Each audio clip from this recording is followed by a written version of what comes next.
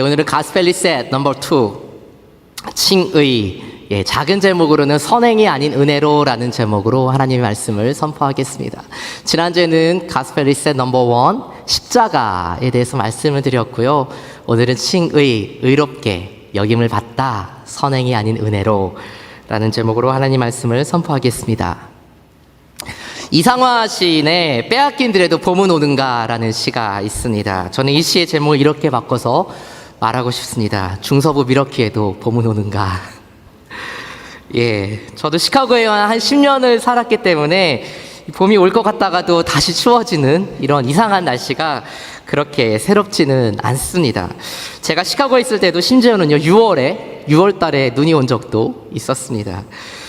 그래도 아무튼 간에 바야흐로 봄은 조금씩 우리를 향해 다가오고 있습니다. 매년 봄이 되면요 미국에 계신 많은 분들이 찾으시는 가게가 있습니다. 뭘까요? 아시죠? 홈디포, 에이스, 로스 이런 철물점 같은, 한국의 철물점 같은 가게들을 많이 찾으십니다. 그런데 2014년에요 로스에서 DIY, Do It Yourself, 혼자서 하는 그 집수리에 관한 컨셉을 가지고 재미있는 광고를 방송한 적이 있습니다. 이 30초짜리 2개의 광고를 제가 좀 하나로 엮었는데요. 먼저 그 광고를 보시고 말씀을 계속 이어가도록 하겠습니다.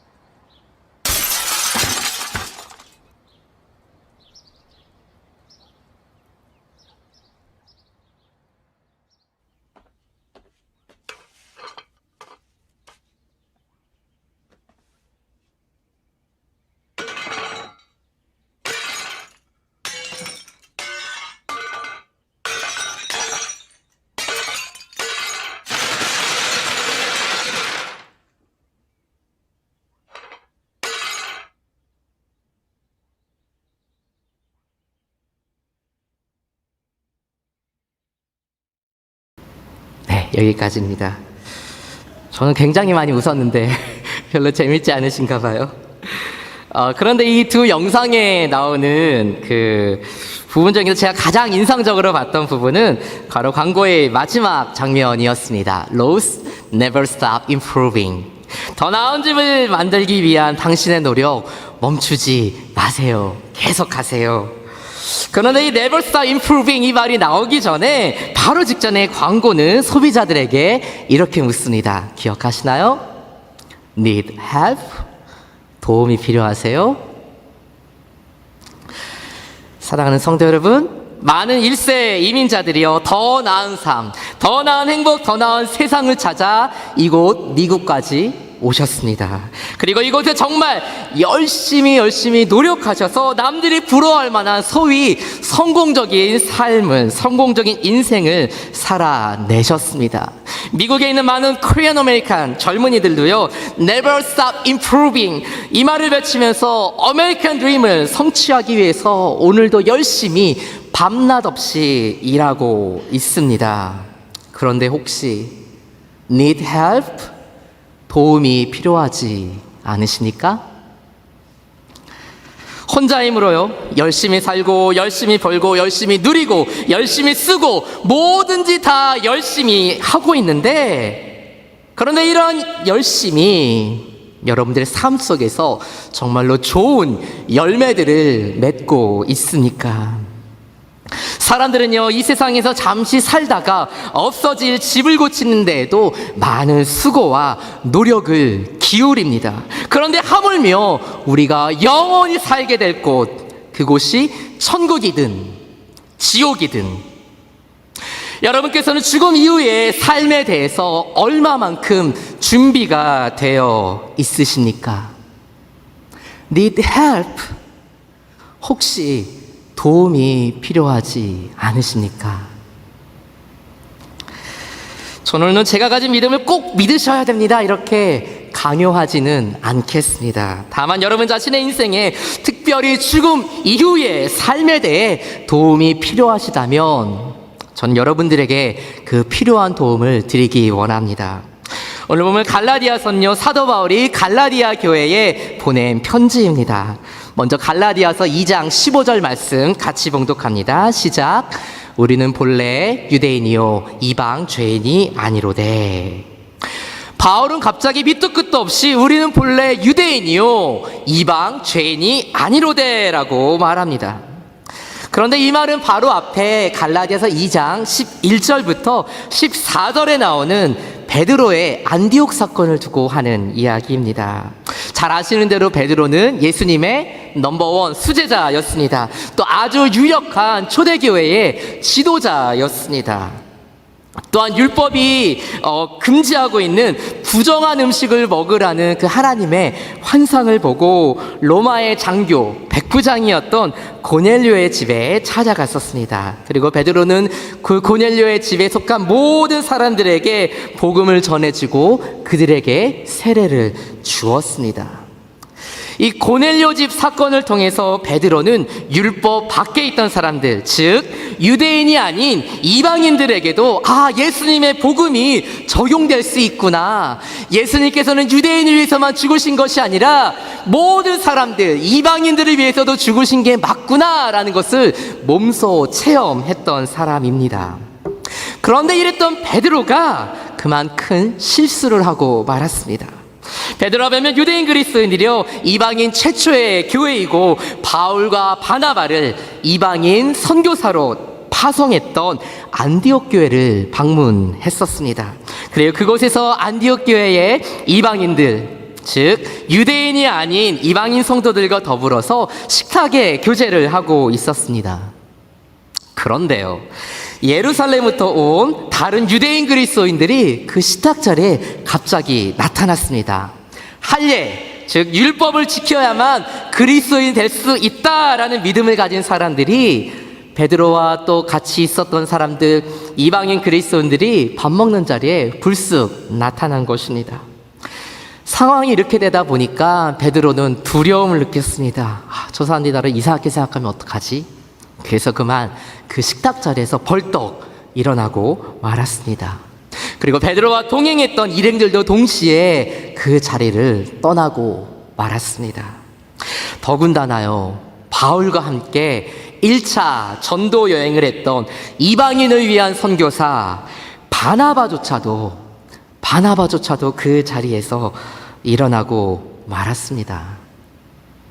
다른 사람들도 아니고요, 초대교회 최고 리더들이었던 베드로와 바나바가요 이방인 그리스도인들을 무시한 격이 되어버렸습니다. 이것은 단순하게 인간적인 모멸감의 차원이 아니었습니다. 이방인들에게 복음을 전해줄 때에는 정통 유대인들이었던 베드로와 바나바는 당신들 이방인들 율법을 꼭 지키지 않아도, 할례를 받지 않아도 오직 예수 그리스도를 믿는 그 믿음으로만 구원에 이를 수 있다, 이렇게 가르쳤습니다. 그런데 정작 다른 유대인들 앞에서는 그래도 율법을 지켜야지, 그래도 율법을 지켜야 구원을 얻을 수 있지, 이런 식으로 자신들의 말을 바꾸어 버렸습니다. 베드로와 바나바는요 이방인 그리스도인들 앞에서 위선적인 행동을 보였습니다. 그러나 더 심각한 문제는요, 그들이 전했던 복음이 이제 변질될 위기에 놓였다는 사실입니다. 이와 같은 복음이 변질될 위기의 상황은 갈라디아 교회에서도 동일하게 일어나고 있었습니다. 그래서 바울은요 자신의 대선배이고 초대교회 지도자였으며 자신을 세워주었던 베드로와 바나바를 공개적으로 비판할 수밖에 없었습니다.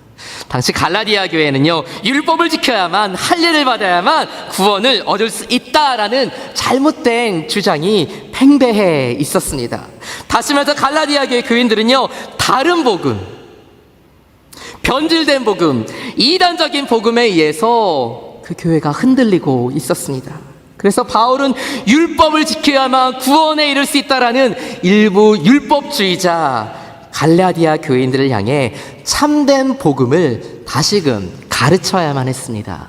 다시 말해서 gospel reset, 복음을 다시 리셋해야 할 필요가 있었습니다. 따라서 15절에서요, 우리는 본래 유대인이요 이방인 죄인이 아니로되, 이 말은 바울이만 이렇게 풀어서 말할 수 있습니다. 맞다, 나도 태어날 때부터 유대인이 맞다. 앞에서 말했던 베드로, 바나바, 그리고 율법으로 구원을 얻을 수 있다고 가르치는 당신들처럼, 갈라디아에 있는 당신들처럼 나도 일평생 율법을 지키고자 열심히 살았던 정통 유대인이다. 그래서 어쩌면 나 역시 율법을 모르고 살던 이방인들보다는 더 나은 의로운 사람일 수 있다. 그러나 그 다음은 무엇일까요? 16절입니다. 같이 봉독합니다. 시작. 사람이 의롭게 되는 것은 율법의 행위로 말미암이 아니요 오직 예수 그리스도를 믿음으로 말미암는 줄 알므로 우리도 그리스도 예수를 믿나니 이는 우리가 율법의 행위로서가 아니고 그리스도를 믿음으로써 의롭다함을 얻으려 함이라. 율법의 행위로서는 의롭다함을 얻을 육체가 없느니라. 아멘. 여기서 의롭다라는 단어는요, 원래 법정에서 사용되던 단어입니다. 1차적으로 의롭다라는 말은 죄가 없는 상태를 말합니다. 그러나 더 나아가서 의롭다는 것은요, 윤리적으로 도덕적으로 완전한 상태를 의미합니다. 따라서 성경에서 말하는 의는 하나님의 계명을 완벽하게 지킨 상태를 의롭다라고 말합니다. 사람이 의롭게 되는 것은 율법의 행위로 말미암음이 아니요. 사도 바울은요, 하나님에게 완전히 지켜서 사람이 의롭게 되는 것은, 율법의 행위로 의롭게 되고자 하는 것은 불가능하다라고 단언합니다. 그러면 무엇으로 사람이 의롭게 될 수 있습니까? 오직 예수 그리스도를 믿음으로 말미암아.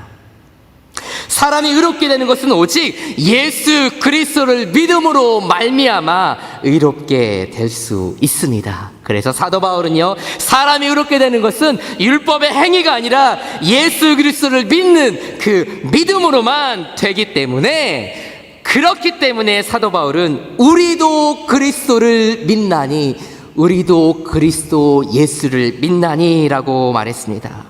여기서 우리는 모든 유대인들을 말합니다. 우리 유대인들조차도 오직 예수 그리스도를 믿음으로 구원을 얻을 수 있기 때문에, 그렇기 때문에 우리도 예수 그리스도를 믿나니 라고 말합니다. 따라서 16절 상반절은요, 이렇게 해석할 수 있습니다. 사람이 의롭게 되는 것은 율법의 행위가 아닌 오직 예수 그리스도를 믿음으로 됩니다. 따라서 우리 유대인들조차도 당신들 이방인들과 똑같이 예수 그리스도를 믿는 그 믿음으로만 구원에 이를 수 있습니다. 사람이 의롭게 되는 것, 즉 구원에 이른다는 것은요, 율법의 행위, 선한 행실로는 될 수 없습니다. 따라서 사도 바울은 16절 하반절에서 이렇게 선포합니다. 이는 우리가 율법의 행위로서가 아니고 그리스도를 믿음으로써 의롭다함을 얻으려 함이라. 율법의 행위로서는 의롭다함을 얻을 육체가 없느니라. 율법은요, 늘 100%를 요구합니다. 유대인은 613가지나 되는 율법의 계명들을 지키려고 열심히 노력했었습니다. 그런데 만약 그 중에 단 하나라도 범하게 되면 그 사람은 죄인이 됩니다. 아무리 어릴 때부터 율법을 배우고 지켜온 정통 유대인이라 할지라도 100% 율법을 지킬 수는 없었습니다. 세상에서는요, 법 잘 지키고 도덕적으로 선하고 양심대로 살면, 그러면 좋은 사람, 착한 사람이라고 인정해 줍니다. 그러나 그런 선한 행실은 우리 인간들의 근본적인 죄의 문제를 해결해 줄 수 없습니다. 율법의 행위, 율법을 준수하는 것으로는, 착하게 사는 것만으로는 의롭다, 죄가 없다 하는 판결을 얻을 수 없다는 말씀입니다. 율법은요, 마치 거울과도 같습니다. 거울을 열심히 들여다보잖아요. 그러면 어디가 더러운지, 어디에 뭐가 묻었는지 우리는 알 수 있습니다. 그러나 아무리 거울을 열심히 들여다보아도 거울에 비친 곳이 저절로 깨끗해지지 않습니다. 거울에 비친 더러운 부분은요, 비누로 깨끗이 씻어내어야만 비로소 깨끗해질 수 있습니다. 율법은 우리의 죄가 무엇인지, 우리의 잘못이 무엇인지를 보여주는 거울입니다. 우리는 율법을 통해 우리의 죄가 무엇인지를 알 수 있습니다. 그래서 율법은 중요합니다. 그래서 율법은 여전히 우리에게 유용한 것임에 틀림이 없습니다. 그러나 율법은 우리의 죄의 문제를 드러낼 뿐입니다. 우리의 죄의 문제를 보여줄 뿐입니다. 율법은 결코 우리의 죄의 문제를 해결해 줄 수 없습니다. 우리의 더러운 죄를 씻겨줄 수 없습니다. 그래서 성경은 이렇게 말씀합니다. 율법의 행위로서는 의롭다함을 얻을 육체가 없느니라. 예를 들어서요, 병원에서 어떤 의사 선생님이 2명의 환자에게 똑같은 처방을 내렸다고 생각해 보겠습니다. 그러면 이것은 무엇을 의미할까요? 이 똑같은 처방을 받은 2명의 환자는 둘 다 똑같은 병에 걸렸다는 것을 의미합니다. 이방인은 물론이고 유대인도 똑같이 예수님을 믿어야만 구원에 이를 수 있고 의롭다함을 얻을 수 있다면, 그렇다면 율법을 지키기 위해 열심히 노력했던 유대인이나 원래부터 율법 밖에 있었던 이방인이나 모두 똑같이 죄인이라는 것입니다. 그래서 바울은 나는 유대인이기 때문에, 나는 율법을 잘 지키던 사람이기 때문에 나는 구원을 얻을 수 있어, 나는 의롭다함을 여길 수 있어, 이렇게 착각하지 말라는 것입니다. 유대인이든 이방인이든, 부유한 사람이든 가난한 사람이든, 많이 배운 사람이든 그렇지 못한 사람이든, 남자든 여자든 누구든지 간에 인간은 모두 율법 앞에서 동일한 죄인이고, 따라서 예수 그리스도를 믿는 그 믿음으로만 구원을 얻을 수 있습니다.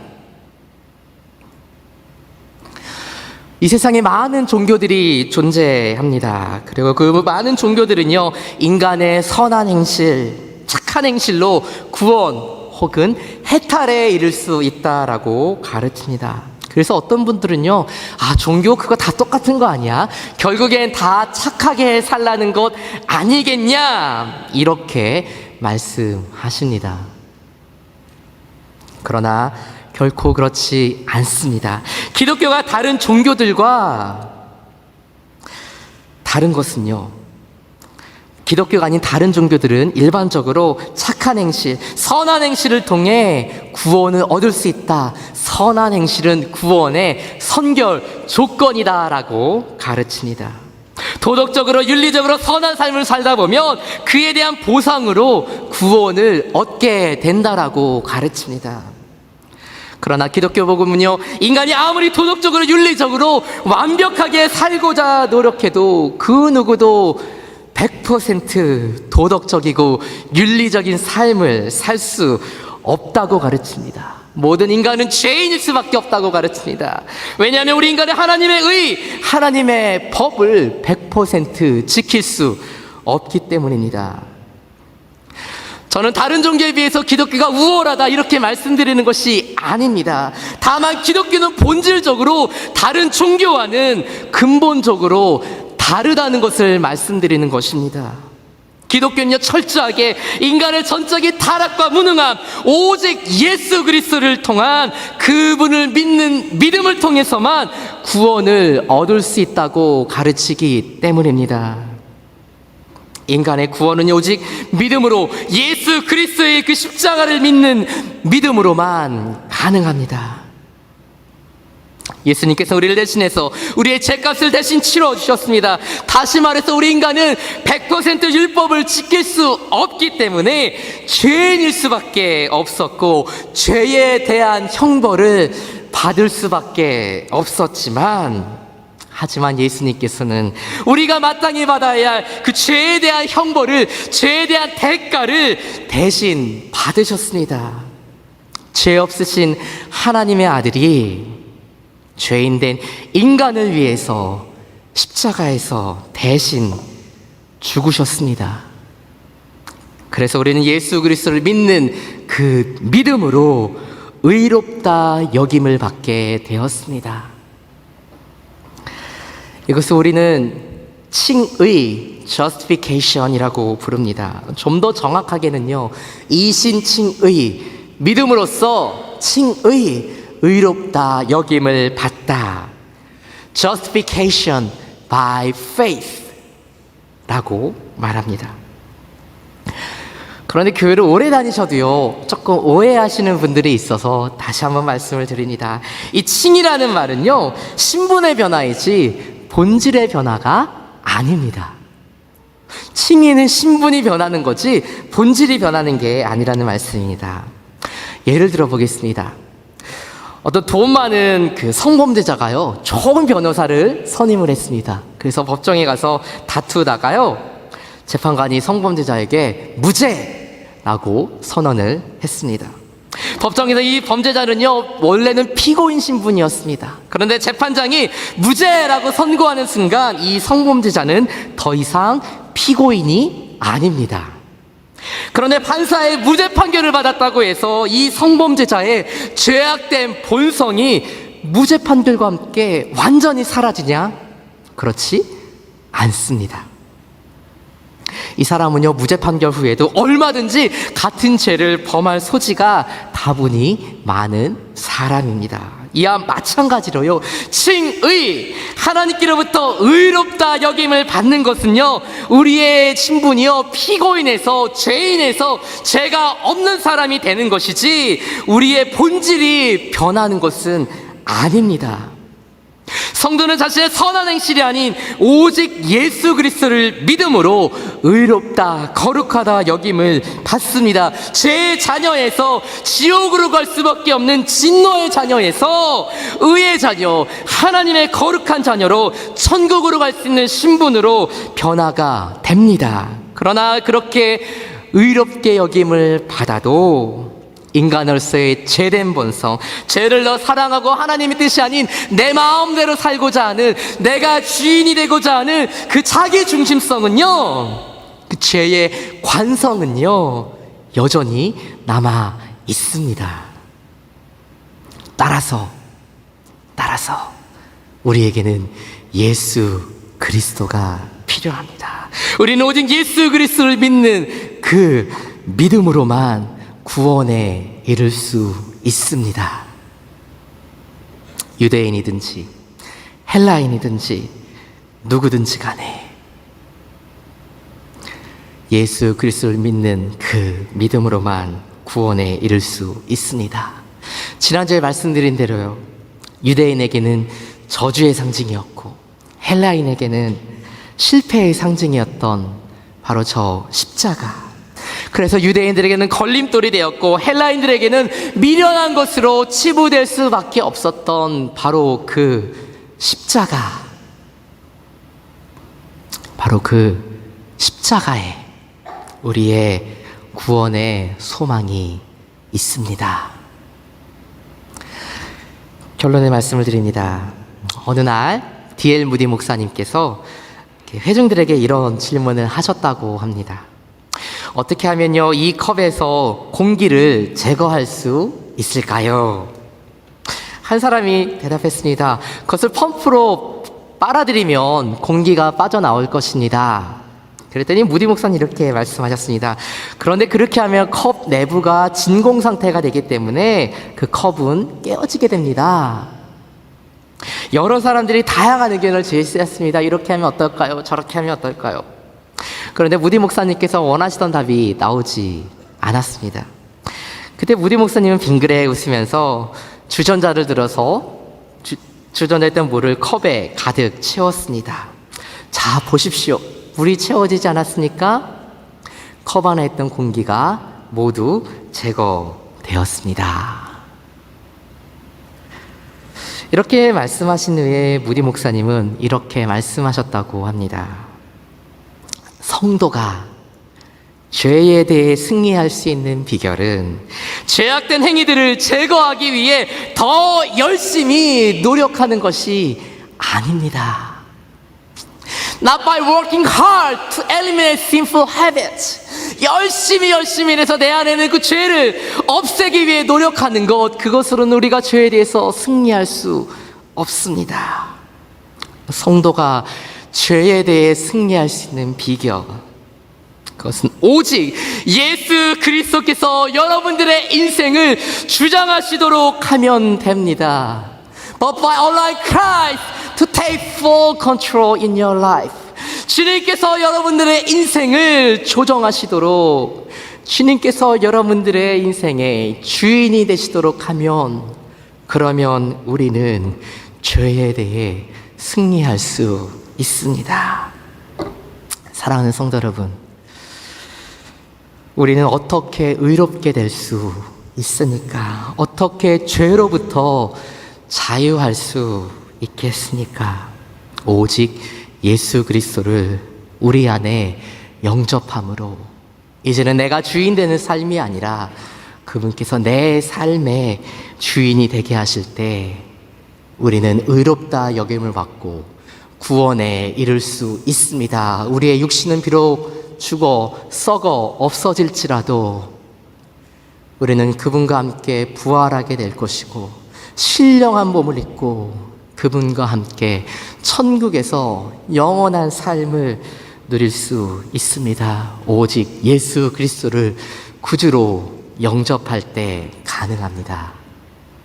Need help? 도움이 필요하십니까? Jesus Christ can help you. 믿음으로 예수 그리스도를 영접하시면 그 예수 그리스도께서 여러분들을 도우실 수 있습니다. 믿음으로 예수 그리스도를 영접하시면 예수님께서 여러분들을 도우십니다. 예수님께서요, 여러분들을 의로운 신분으로, 의인으로 바꾸어 주시고 하나님의 자녀로 영원한 생명을 누릴 수 있도록 여러분을 도와주십니다. Need help? Come to Christ. Come to Christ.